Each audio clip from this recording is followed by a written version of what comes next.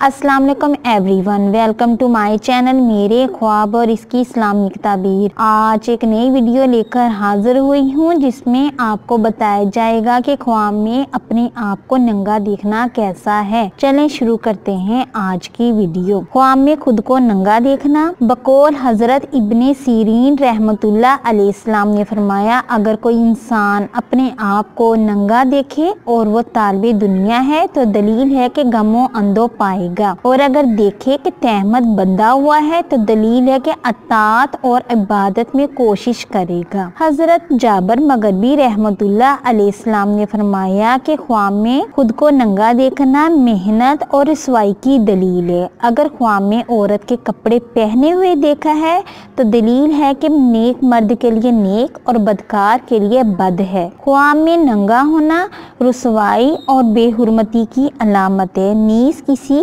राज के अफशा होने की भी अलामत है। मैं उम्मीद करती हूँ कि अल्लाह ताला आपका ख्वाब आपके हक में बेहतर करे, और उम्मीद करती हूँ कि आपको ये वीडियो अच्छी लगी होगी तो इस वीडियो को लाइक करें, शेयर करें और सब्सक्राइब करें। और अगर कोई सवाल करना हो इस वीडियो के मुतालिक या किसी भी ख्वाब की कोई ताबीर मालूम करना चाहते हैं तो नीचे कमेंट्स में पूछ सकते हैं। Thanks for watching and supporting video. Allah Hafiz.